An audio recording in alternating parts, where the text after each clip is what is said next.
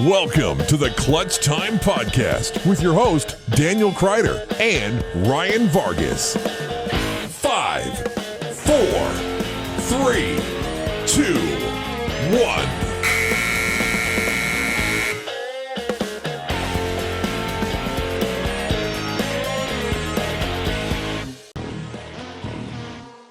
Oh, yeah. Clutch Time Podcast. We're back at it. Big upsets this week. Man, what a week of basketball. It's exciting stuff. I hope you guys are all ready for this.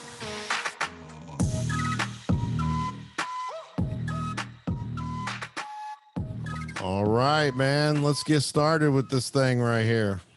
Man, there were some big games this week, Ryan. This was one for the record books, actually, officially. Yeah, literally one for the record books. By the way, you brought a banger out today, man.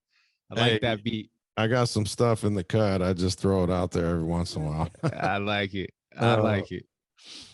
So yeah, man, this we're getting close, and this is some of the most exciting times of the season for basketball. Especially college basketball. Is this getting close to tourney time? We got Selection Sunday, I believe, is going to be on March the 13th, I believe, that Sunday. And man, we got 1, 2, 3, 4, 5, and 6 get popped all in the same day on Saturday. Crazy. Yeah. So you know what's funny though? The funny part about this is I told another friend of mine, I said, you know what? Because he's like, man, why are you always so hard on Gonzaga? I'm like, because they play a soft, weak schedule. And I said, by the way, I would not be surprised if St. Mary's don't beat them on Saturday. And they beat them by 10. You know, it wasn't like a close game. It was a close game. 10 isn't too bad in my book, but that's about the max you want to go. Yeah, you called that, and it looks like Gonzaga's still holding their spot at number 1 because everybody else lost too. Yeah, that's what I was going to say. So there's nothing lost because Arizona gets beat by Colorado. Colorado popped them. That was a 63-79 loss to a non-top 25 team. Yeah, that was a shocker. And then Auburn's been having some shifty games, but Tennessee is one of those. I think I've said it many times so far, as Tennessee is one of those teams that if they show up, they can beat anybody. But when they have an off night, I think a high school team could beat them. I mean, that's just how they are. But they got some really, Vescovi had 14 points, 5 rebounds, and 2 assists. So he's just a very balanced player, and Tennessee beat Auburn 67-62. It was a close, fairly close game. Michigan State pops Purdue by 3. Now that was close, and Big Ten is just one of those nitty gritty, just hardcore, old school type of let's just get after it, let's bang and do whatever needs to be done to get this done. And so the Purdue got beat, which, that was kind of a surprising one to me. But, but then again, Michigan State's another team. Look out in the tournament. That's all I can say. If they get there, look out. Your Tennessee's, Michigan State's. Baylor beats Kansas. They pop Kansas by 10. That's another, 10-point deficit. And then Kentucky gets popped by Arkansas, who is another team that is that hangs out there, that are deceptively have beat some really good teams. And I'm like, what in the world? Where are these Razorbacks coming from? Like, man, they just, that was a close game. They only won by 2, they won by 2. But man, I'm surprised, but I'm excited all in the same sentence, because it's like, God, is this going to be a good tournament or what? I mean, man, it don't get any pre-tourney better than this as far as games go. I mean, it really don't. Yeah, you're 100% right, and I think balance is a very good way to describe this year in college basketball. I mean, you look at the polls, Gonzaga, Arizona, Auburn, Purdue, Kansas, on one of the polls on the AP top 25, but even that, it's not super top heavy because No. you start looking at 6 through 10 and then 10 through 15, Mm-hmm. and any of those teams could beat a top three team on any given night.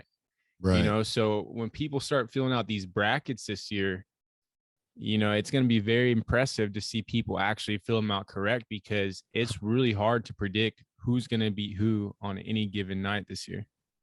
Yeah, because that's all it's ever been, is just a guessing game. But at least before, you had better odds of kind of predicting, to where, like your Duke teams are still going to be really good. Texas Tech, my guys at Texas Tech actually lost by 3 to TCU. Yeah, you got Providence as one of those, and I don't want to say, it's just people don't talk about them a lot. They're another really good team, even though they're in the Big East. I mean, they're at number 11 now. I'm gonna say after this last weekend, I want to see the Ducks get in. By the way, Yeah. they won a tough game the other night, and they played USC. I mean, USC won by 1 point. You know what I'm saying? It's I'm gonna say I look for them to make some noise in the tournament. I feel like they're still hungry enough to say, hey, we want to make a statement and get in this tournament. And it would suck if they didn't get it. And that has nothing to do with, I'm not like this huge Oregon Ducks fan, but when I see a team playing well as they have been playing lately, I would like to see them in the tournament. Yeah, I agree. And at the end of the day, you just want to see good basketball teams in the tourney. Exactly. And the Ducks, I mean, it's been the story of their season, that USC game. I mean, they just couldn't get over the hump. Right. But so many teams, top teams that they've competed with, and like you mentioned, they got that big win over UCLA. They needed that USC game bad. They did. Badly, because I mean, their next two opponents is Washington and Washington State. Assuming they win those aren't impressive wins by any means. So they're definitely a bubble team. And that's kind of where they were last week when we were talking about them. We were saying if they could win out, that would definitely put them over the hump, but they weren't able to win out. And so, again, they'll probably have to go win the Pac-12 tournament, or at least make some noise in that tournament, and win majority of their games to even have a shot. Yeah, I would say they got to get to the championship. So there's a few different scenarios. They cannot win these, or cannot lose these next 2 games, either one of them. They have to win these games. If they don't win these games, they're toast. They're done. And hopefully they'll bounce back and play, better out of the gate next year. But I'm going to say, if they win those 2 games, and then I'm not even going to say they have to win the Pac-12. If they get to the championship, I think they're in. That's just my guess. But it's hard to say, because there are a lot of teams in that same exact scenario, honestly. And speaking of balanced, I mean, you could go through every conference and think, oh, wow, yeah, God, they might be one of the last 4 in. These guys are freaking good, Right. And that's the beauty of it, though. Yeah, no, it definitely is. And I think, like we said, with Oregon, you just want to see it, because, man, they're another team that they could beat anybody in the top 25. They really could. Absolutely. They can make a run in, but they're in the situation that they're in because of them. So, at the same time, like, as bad as like I would want to see them there, I like that school. I think it would be cool. Like, they haven't had a consistent season by any means. And so if they don't get it, it's not going to be a shocker at all. No, I wouldn't be shocked either. I would just be disappointed, because, like I said, they're playing pretty good basketball. And I'm just coming from a perspective of, like you said, I just want to see good basketball. you know. Yep. And so, honestly, Illinois had a tough week this last week. You know, they got beat by Ohio State, and I hope everybody remembers from 1 or 2 seasons ago, I think it was the last season, that I spoke about a gentleman named EJ Liddell, who is an absolute killer, by the way. He killed Illinois a little bit. So that kind of hurt. That was a bittersweet. We had guys that I know on both squads. So, but EJ he made some tough shots, played some good defense. Yeah, he's a tough. He's just a beast, dude. And so Illinois took a loss. I believe that was on Thursday night. And then they won. They beat Michigan on Saturday. Or no, it was today. It was today. Yeah, earlier today. They beat Michigan pretty good. So they're another team. I mean, they're scary when they're on, because I feel like they could beat anybody, but I just don't feel like they're playing well enough to go deep in the tournament. I think they might win, 1 or 2 games. And I hope I'm wrong for the purposes of, I like a lot of them kids. They're great kids. And I don't know. I would just like to see them do well, but I don't know. I struggle with the consistency, because they're another team. Well, the big thing with them is foul trouble. Kofi in the middle, he's tough, but he gets stupid. And sometimes he gets some calls that are called on him too. That game against Ohio State, there were some calls. I was like, what? Like literally 2 players were going after the ball, and it was just some funky stuff going on there. But then there's some calls it's like, no, that's legit, and you'll see a lot of that. I've seen a lot of that across the board, is what I was saying. Is so we'll see. I mean, I'm gonna say, let's see, can I pick a sleeper team? No, I can't. This is too tough. It's too tough. I was gonna try to find a sleeper team that would just kind of creep in, but there's so many of them. I mean, yeah, geez. I mean, Texas could get on fire and do exceptionally well. Although they just beat West Virginia by 1 on Saturday. Alabama's another one that they've proven they can beat just about anybody, but they can get beat by just about anybody too. So yeah, St. Mary's is another one. I mean, yeah, do they get in because of the Zags? If the Zags and St. Mary's are in the conference tournament, does St. Mary's get in? I don't know. I will say that Gonzaga losing was probably a blessing for them.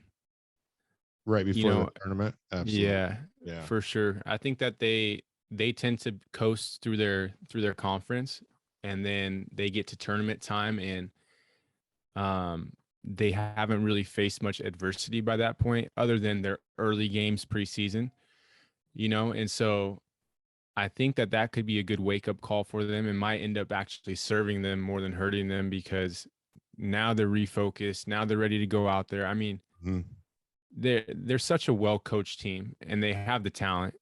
I think for them, it's just a mind thing. Like, how do you mentally prepare for the best teams in the country when you play not even close to the best teams in the country all year?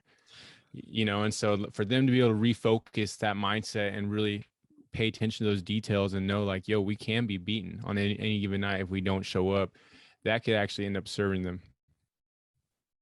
Yeah, no, I agree. And this is the thing. I know I say they play a complete garbage conference, and they really do. I mean, to a degree. But this is the benefit to that. I got to thinking about that last week after our episode last week, and I'm like, you know what? There's a lot of advantage to that too. And I'll tell you what the advantage is that the guys who normally probably wouldn't get as much playing time probably are getting a ton of playing time right now.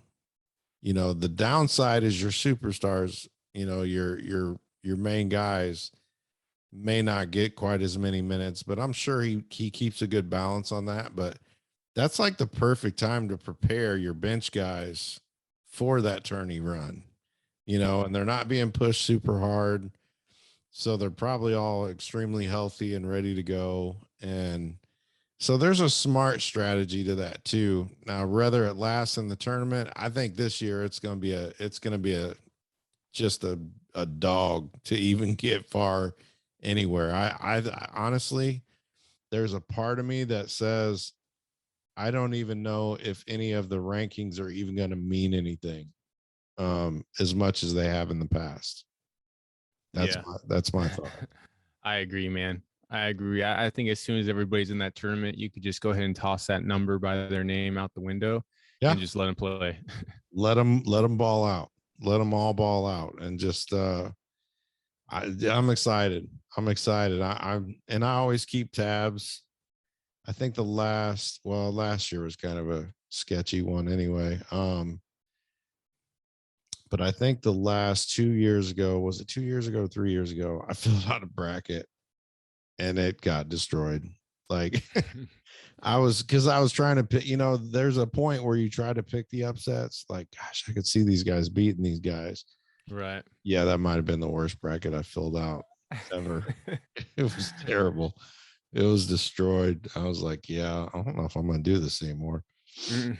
But they're still fun and the games are just unbelievable. So we'll see what happens. And like I said, Selection Sunday will be on the 13th of March, and we will find out. By that time, all the conference tournaments will be done and it'll be go time. So let's shift gears a little bit here. Let's go to the league, the NBA, the 76ers. What do you think about that, man? I think based on the look of things so far, that might be a pretty doggone good fit. Yeah. You know, I watched their game today, and Embiid was saying after their first game that he's never been as wide open as he was when he played with Harden. And it's so true because Harden just draws so much attention. Mm-hmm. And you know, we were talking about it before the show, but it reminds me of when Pau Gasol got traded to the Lakers. And as soon as he was traded to them, you could tell he just fit that hole that was missing. Right. And they just took off running. And that's so far, that's kind of what it's reminding me of with Harden, with Philly. He looks very comfortable there. It looks like he's just been there his whole career. And him and Embiid seem to really complement each other very well. And so, like any other team, it's going to come down to how healthy can they be? You know, can they both stay healthy and make a push to the playoffs? But judging the first 2 games of Harden being in Philly, they're definitely a contender, no doubt about it. Yeah, that's good to hear. My only thing with that is there's always a honeymoon phase when you have trades like that. So the honeymoon phase right now isn't really sway me one way or another. I'm glad it's working right now. That's fantastic for basketball. Mm-hmm. But you're going to see teams adjust defensively, you know, as far as the defensive adjustments, I should say. Yeah, for the most part. And then, you know, we haven't been able to witness the full, you know, deal as far as on the Brooklyn side yet. Although it was nice to see Kyrie and Seth on the floor. You know, KD's still hurt. Ben Simmons is still not playing just yet, and I'm not sure the whole story on that. But I don't know. I just, with every intuition, I just feel like if they can get everybody back healthy by the middle of March, end of March, that they are going to go on an absolute tear. Yeah, I mean, I still think Brooklyn won that trade, even after seeing Philly play. And right. and play the way that they have. The problem with Brooklyn is they're just a good team on paper right now. Exactly. And they're a whole different team when Kyrie's out there. They just beat Milwaukee at Milwaukee. And Kyrie and Curry next to each other, that's just deadly. It's deadly. But you look over the bench and there's Durant and there's Simmons. And, if they're able to get on the court, which it looks like very, very soon within the next week or so, I mean, they should be back. Mm-hmm. That's going to be a dominant team and a very dominant team. And then you mix in Andre Drummond. Just one of the best rebounders in the league, if not the best rebounder in the league. And obviously Embiid's a better player than Drummond, but can Drummond hold his own? Absolutely. And so I'm still leaning toward Brooklyn got the better end of the deal. But it's those Brooklyn fans got to be getting a little antsy. Like, are we gonna see this team come together? And from the sounds of it, some of the vaccine mandates in New York are going to be lifted and stuff. So just getting Kyrie back alone completely changes the dynamic of that team. You could tell when he's there, they're just completely different. Yeah, no, 100%. And that was going to be my next question is, are we going to see this vaccine mandate lifted? Yes, I believe it will lift by the end of March. And if it does, and they can be full strength. And by the way, kudos to Kyrie Irving for really standing his ground on that too. And because midterms are coming up, bro. So yeah, they're mask they mandates. They don't want to lose that vote in November, so they're vaccine mandates get lifted. All of a sudden, the snap of the fingers, COVID's gone. It's miraculously gone. Just give us your vote.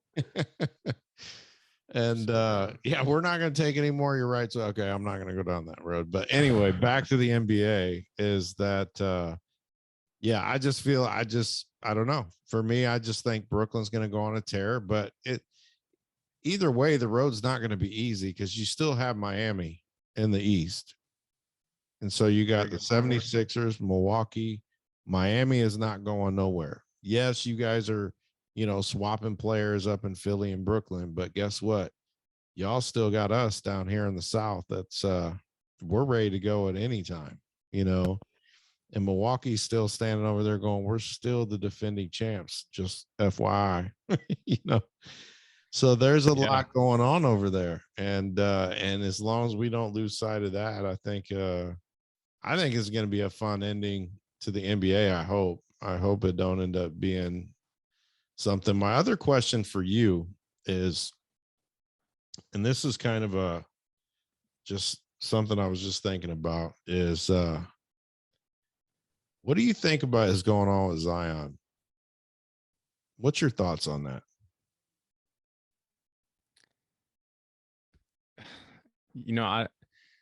I know I just dropped it on you. Like, here you go.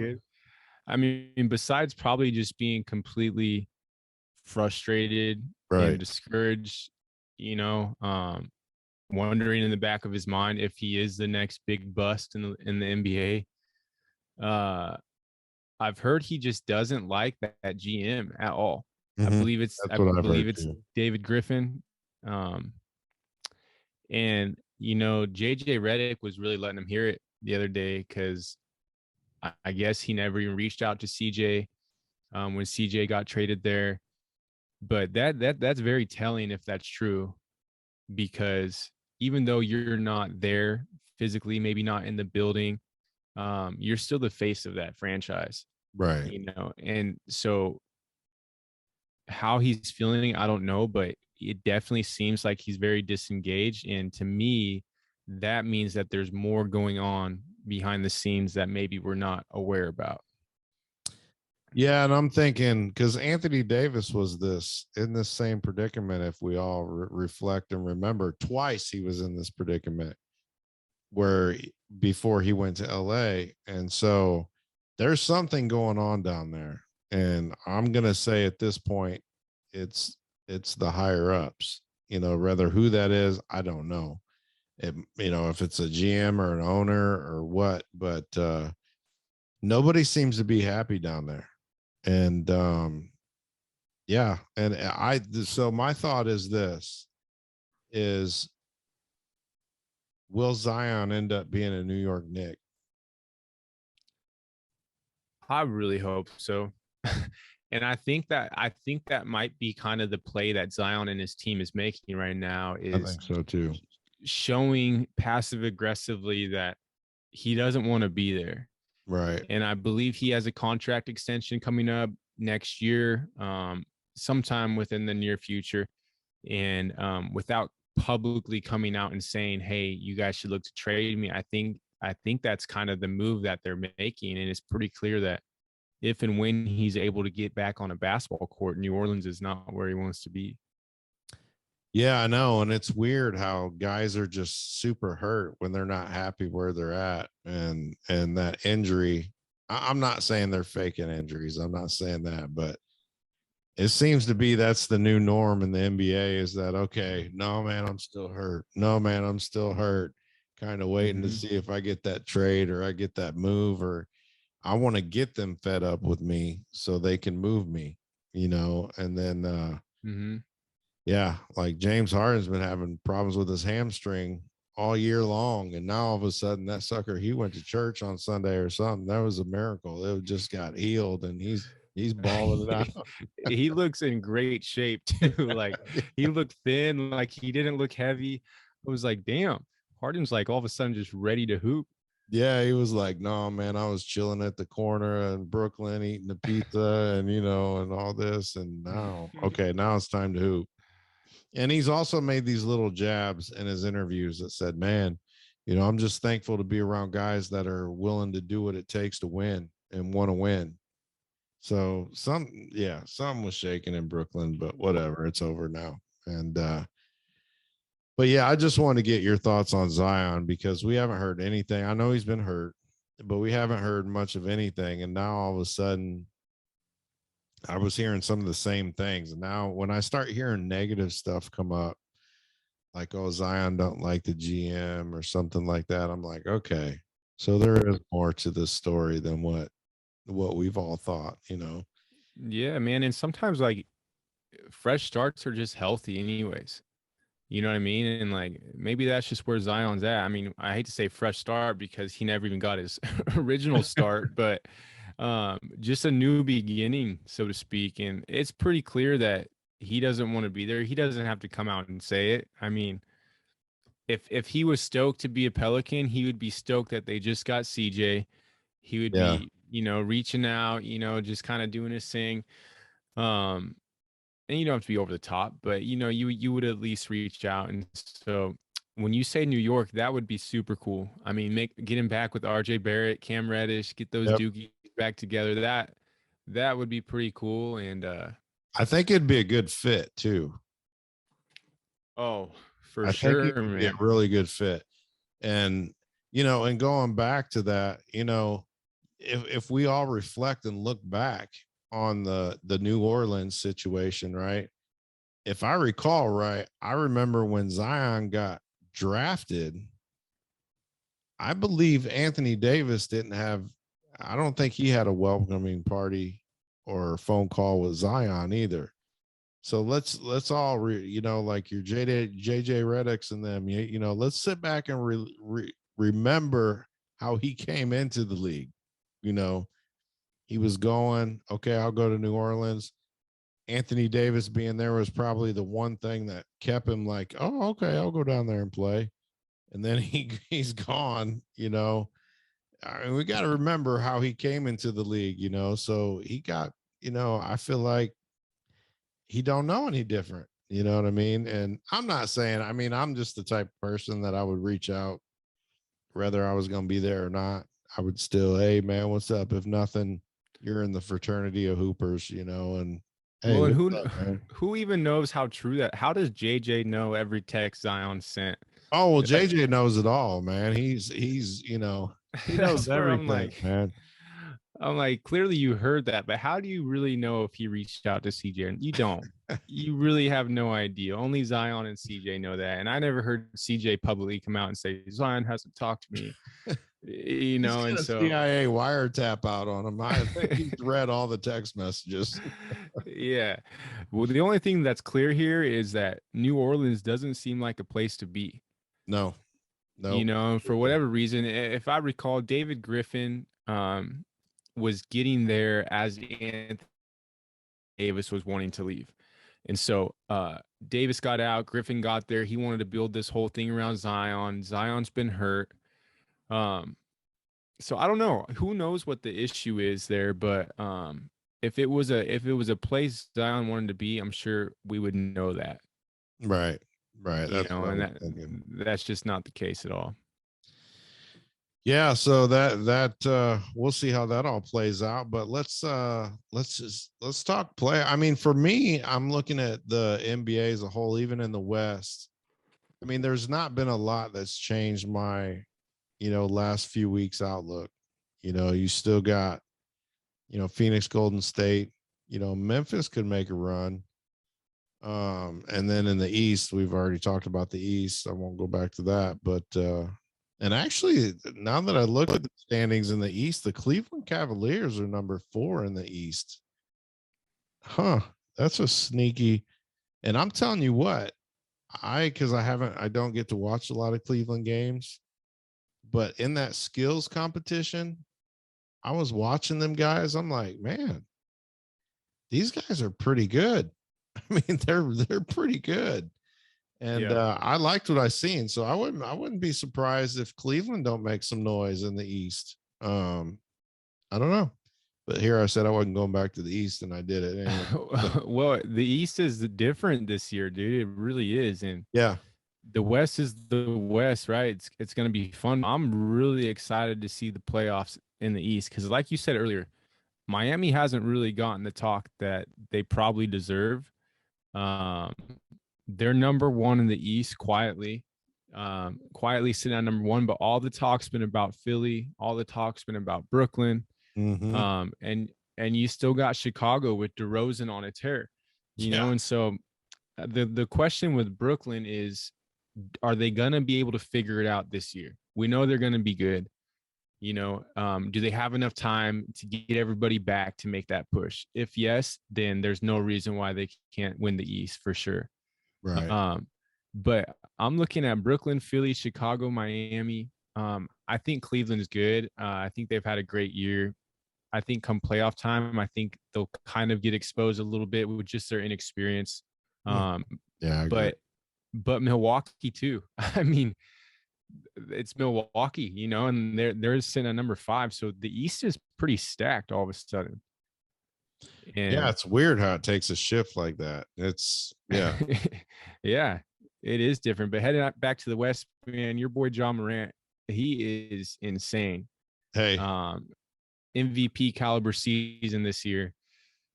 Yeah, I don't know. I don't really know what to think of that other than I'm just super impressed. And but again, I mean, it's pretty top heavy in my opinion over in the West with Phoenix and Golden State. Yeah, no doubt. No doubt. Ja is doing absolutely everything he can.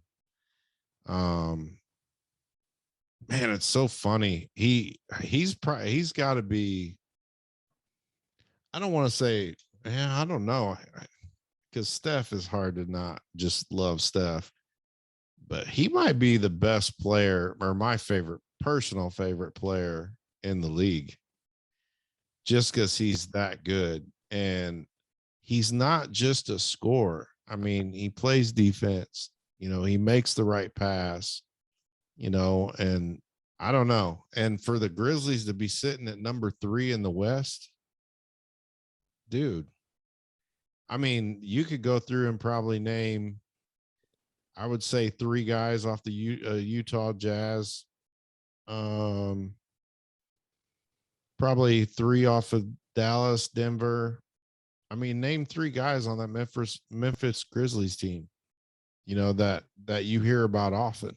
You know what I'm saying? Yeah. All I know is they got Steven Adams. I mean, Brooks, big old Steven Adams down there. Aaron Brooks is doing pretty good. The former Oregon Duck.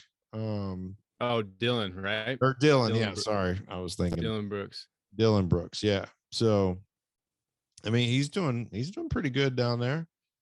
So yeah, I think you're right. It's definitely top heavy. I mean, I think Golden State, it's only a matter of time before I think they're just going to kind of coast at this point. I shouldn't say that. They're always going to play hard because that's just who they are. But I think they're another one. I think by the end of March, we're going to see some for real NBA stuff going down. Yeah, and Golden State too, man. They're without Draymond. They still don't have Wiseman. They're supposed to get both those players back in March. Mm-hmm. And I mean, you add just Draymond alone. I mean, the guy's a very, very key part to how they play basketball. But then you add that size too with Wiseman. I mean, Golden State, that's scary. And not to mention Phoenix is without Chris Paul right now. I know. And so it'll be interesting to see how that goes. They played tonight, actually. I'm not sure how they did tonight, but yeah, to me, it's just scary thing in that Golden State without Wiseman and Draymond right now. But yeah, I don't know, man. It's fun. It's actually very fun to be able to say that I'm really more excited to watch the East in the playoffs this year because that hasn't happened in a long time. But I I really am. I think the East is just going to be full of drama for one. Right. I hope that we get to see a Brooklyn Philly playoff series because that would just be intense. Yeah, I was going to ask you if the Lakers were still playing. I didn't know if they quit or. I see they're sitting in ninth place still. Yeah. No, they're getting beat by. Speaking of, they're getting beat by the Pelicans right now by 11. CJ's got 7 points, 3 rebounds, 3 assists. So he's always going to do his thing. LeBron had 13 points. So, and they're only at halftime. So, and you know what? I'm pretty happy for CJ because he's always kind of been the Robin to the Batman, in Portland. For sure. And he played that role well, but so far in New Orleans, he's more so stepped in the role of being that guy. Mm-hmm. And it's cool to see. I love him killing it there. And yeah, I got that game on right now, the Pelicans Lakers. But what's crazy about the Lakers is I can't remember. It's been a long time since the Blazers have been as bad as they are this year. Mm-hmm. And the Lakers are 2 games ahead of Portland. And to me, that's just absolutely insane. Not to mention Anthony Davis, I just heard is out for even longer now or something like that. So yeah, what's the deal on Dame? Is he like what was the injury? Because I can't remember. He's been out for a while. You know what, man? I've been pretty disconnected from the whole Portland scene, but I think it was the abdomen injury that he's had for a while. He just hasn't really had the opportunity to get it worked on. And I think they were like, well, if there was ever a year to take some time off, it would probably be this year. And I think he's probably about another month out or so. But yeah, I don't think it was anything super serious.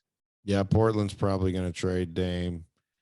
They're going to get Kemba Walker from New York, send Dame to the Knicks. Zion's going to go up there, and you're going to have Dame, RJ, Reddish, Randall, and oh my gosh, I'd be so for that. That'd be so dude, fun. The Knicks would be. They should. I won't say they would. They would be because there ain't no would be. They should be really, really good if that was the case. The East would be even that much better. Be a killer. Yeah, that would be almost. I mean, in my opinion, that would be close to the '90s Knicks. I mean, that would be pretty freaking good.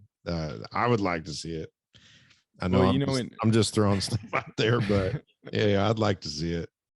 And at what point does Portland just say, "Let's just start this thing over"? Now. And I agree. I think it's now too. And one thing Portland has going for them is they have a young future superstar that they could build around in Anthony Simons, guy who's played with Dame for like 4 years now, I and you was can gonna say tell. 3 or 4 years. Yeah. Yeah, and I think he's only. I mean, he came straight out of high school, I believe, out of IMG Academy. I'm pretty sure. But he's early 20s. He's super young and super talented, and I know they are trying to max him out when his contract's up. So I don't know. I think for Portland, it might be a make or break summer. You know, they freed up a ton of cap space to try to go get some stars this summer to build around Dame. But and Dame's not going to go through another season like this season. So I mean, I think we'll know pretty soon what the future of Portland looks like, whether that's attract a few stars, win now, or completely blow the thing up. Yeah, I mean, because there's going to be some stars, some stars out there. You know, it just depends on. I don't really care what stars are out there, as far as I'm concerned. I'm looking at what stars could we get to make his hard work pay off, I guess, in essence. You know, who can we get out there to propel them that would be available? And honestly, I think we've been on this carousel for a while now, like you said, and it's like, you know what? Just let him go. You know, be like Frozen. Just let it go. Let him go. Let him go. Let him go. Yeah, it's time, man. It's time. Have that conversation. I mean, and nobody could ever, and we've talked about this many, many times. I mean, man, this dude's gave blood, sweat, and tears for the city of Portland. Mm-hmm. And nobody could ever deny that. And my hats goes off to Dame.